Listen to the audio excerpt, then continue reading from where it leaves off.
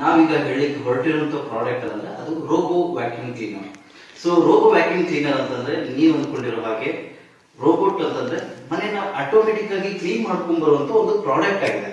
So ಈಗ 80% ನಾವು ರೋಬೋನ ಎಲ್ಲೆಲ್ಲಿ ನೋಡ್ತಾ ಇದೀವಿ ಅಂತಂದ್ರೆ ಹೋಟೆಲ್ಸ್ ಗಳಾಗಿರ್ಬೋದು ಅಥವಾ ಸೈಂಟಿಫಿಕ್ ಫೀಲ್ಡ್ ಅಲ್ಲಿ ಆಗಿರ್ಬೋದು ಅಥವಾ ಆರ್ಮಿಗಳಾಗಿರ್ಬೋದು ಇಂಥದ್ದೆಲ್ಲ ನೋಡ್ತಾ ಇದ್ದೀವಿ.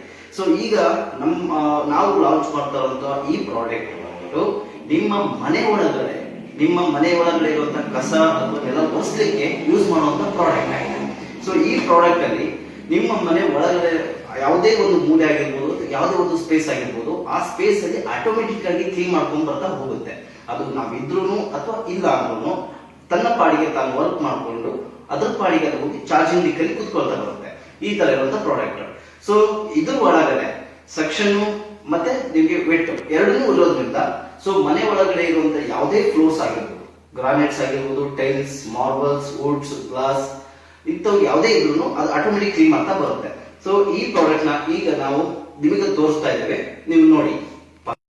ಯಾವ ರೀತಿ ವರ್ಕ್ ಆಗುತ್ತೆ ಸರ್ ಇದು? ಯಾವ್ಯಾವ ಸರ್ಫೇಸ್ ವರ್ಕ್ ಆಗುತ್ತೆ, ಹೆಂಗ್ ವರ್ಕ್ ಆಗುತ್ತೆ ಹೇಳ್ತೀರಾ ಸರ್? ಸರ್ಫೇಸ್ ಅಂತ ಬರೋದಾದ್ರೆ ನಿಮ್ಗೆ ಮನೆ ಒಳಗಡೆ ಆಲ್ಮೋಸ್ಟ್ ಈಗಿನ 8% ಆಗಿ ಫ್ಲೋರ್ ಬಂದು ಮಾರ್ಬಲ್ಸ್, ಗ್ರಾನೈಟ್ಸ್, ಟೈಲ್ಸ್ ಅಥವಾ ರೆಡ್ ಪೇಂಟ್ ಇದನ್ನೆಲ್ಲ ಮಾಡ್ತಾ ಇರ್ತಾರೆ. ಸೊ ಅದು ಪ್ರತಿಯೊಂದಕ್ಕೂ ರನ್ ಆಗ್ತಾ ಹೋಗುತ್ತೆ. ಈಗ ನೋಡಿದ್ರೆ ಇದು ಪ್ರಾಡಕ್ಟ್